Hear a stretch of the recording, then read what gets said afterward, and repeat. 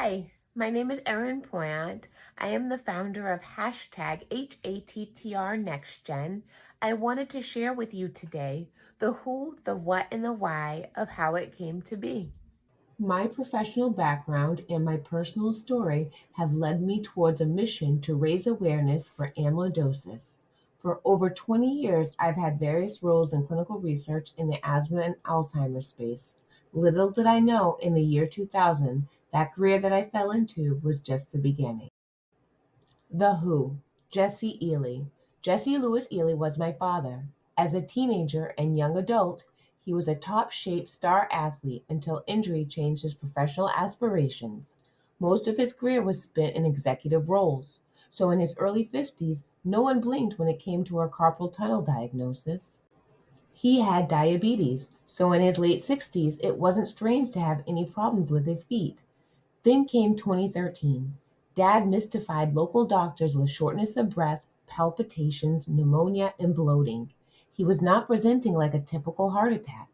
More procedures and tests locally, and everyone was stumped until thankfully a local cardiologist said, "I think I know what you have, but I can't treat you here. You must go to Boston Medical Amyloidosis Center." And that is the first time we heard the word amyloidosis. Dad received a diagnosis in 2014 of hereditary amyloidosis V122I. He did not know that his family carried this trait. In his words, "I think I might have had an uncle and my grandfather that dropped dead in the fields, with a heart attack as the cause." Dad fought bravely for 6 years. He sadly passed away May 4th, 2020. His family was left with grief and questions. The what? Hereditary amyloidosis.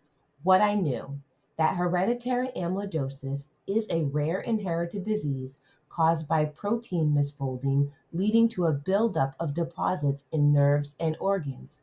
We knew that V122I mutation could lead to cardiomyopathy and heart failure. My siblings and I were told in 2014 we should be tested. I thought, why? What treatment can be done before I have symptoms? None. And didn't you say it is mostly older men? I will worry about that later. So time marched on with little more than a mention to my PCP, who casually indicated in my chart not to speak of it again until 2022. What I didn't know: that more common in men didn't mean not women. That Dad was likely sick as soon as he had the common symptom of carpal tunnel syndrome. That his children should be thinking about this. Then now it is estimated that 3 to 4% of Black Americans have this mutation, and it is not yet known how likely that it will cause them to be ill.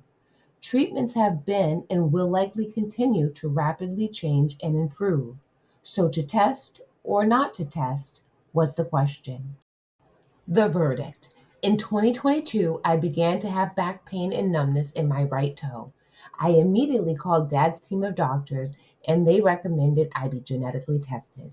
I learned before Christmas 2022 that I was indeed my father's daughter and also positive for V122I hereditary amyloidosis. So my journey began. The why, the problem.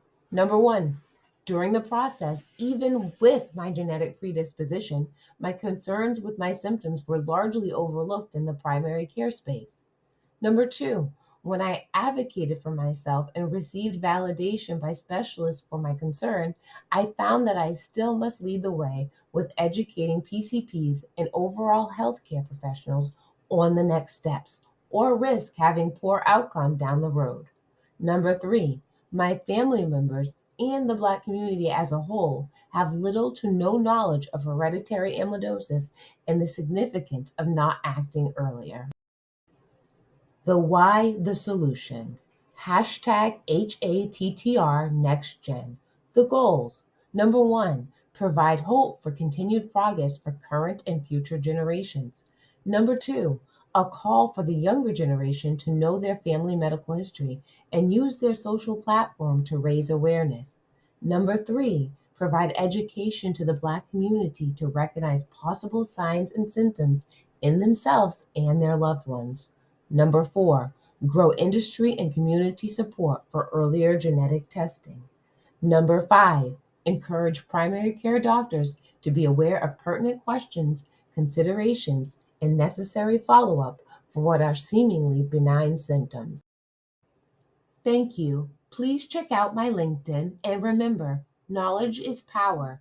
We can change the future.